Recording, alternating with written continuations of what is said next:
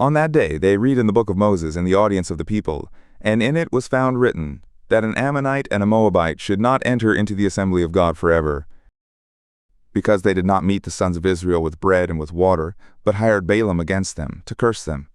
Nevertheless our God turned the curse into a blessing.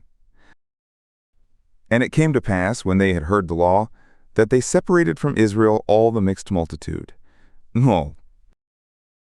Now before this, Eliashib the priest, who was appointed over the chambers of the house of our God, being allied to Tobiah, had prepared for him a great chamber, where previously they laid the meal offerings, the frankincense, and the vessels, and the tithes of the grain, the new wine, and the oil, which were given by commandment to the Levites, and the singers, and the porters, and the heave offerings for the priests.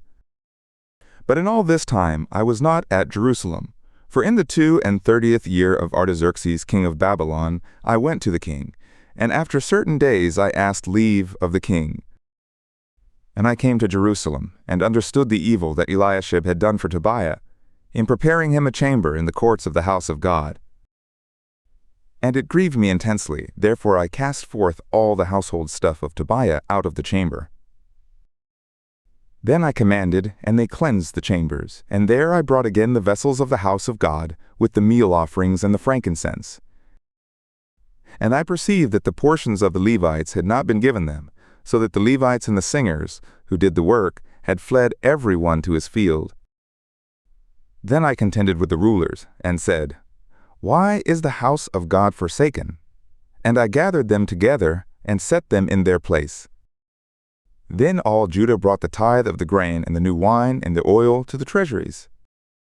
And I made treasurers over the treasuries, Shelemiah the priest, and Zadok the scribe, and of the Levites Pedaiah. And next to them was Hanan, the son of Zaccur, the son of Mattaniah, for they were counted faithful, and their business was to distribute to their brothers. Remember me, O my God, concerning this, and don't wipe away my good deeds that I have done for the house of my God, and for its observances.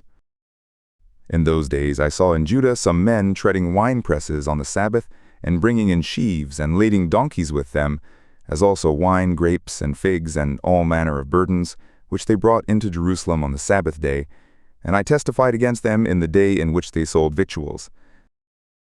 Men of Tyre also dwelt in it, who brought in fish, and all manner of wares, and sold on the Sabbath to the sons of Judah and in Jerusalem.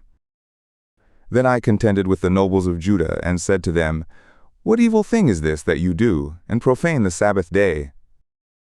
Didn't your fathers do thus, and didn't our God bring all this evil on us and on this city? Yet you bring more wrath on Israel by profaning the Sabbath. And it came to pass that, when the gates of Jerusalem began to be dark before the Sabbath, I commanded that the doors should be shut, and commanded that they should not be opened until after the Sabbath. And some of my attendants I set over the gates, that no burden should be brought in on the Sabbath day. So the merchants and sellers of all kind of wares lodged outside Jerusalem once or twice. Then I testified against them, and said to them, Why do you lodge about the wall?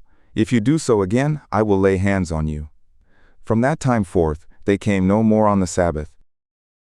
And I commanded the Levites that they should purify themselves, and that they should come and keep the gates, to sanctify the Sabbath day. Remember to me, O my God, this also, and spare me according to the greatness of your loving kindness. In those days also I saw the Jews who had married women of Ashdod, of Ammon, and of Moab. And their sons spoke half in the speech of Ashdod, and could not speak in the Jews' language, but according to the language of each people. And I contended with them, and cursed them, and struck certain of them, and plucked off their hair, and made them swear by God, saying, You will not give your daughters to their sons, nor take their daughters for your sons, or for yourselves. Didn't Solomon king of Israel sin by these things? Yet among many nations there was no king like him, and he was beloved of his God, and God made him king over all Israel. Nevertheless foreign women caused even him to sin. Shall we then listen to you, to do all this great evil, to trespass against our God in marrying foreign women? And one of the sons of Joiada, the son of Eliashib the high priest, was son-in-law to Sanballat the Horonite. Therefore I chased him from me. Remember them, O my God, because they have defiled the priesthood, and the covenant of the priesthood, and of the Levites. Thus I cleansed them from all foreigners, and appointed charges for the priests and for the Levites, every one in his work, and for the wood offering, at times appointed, and for the firstfruits. Remember me, O my God, for good,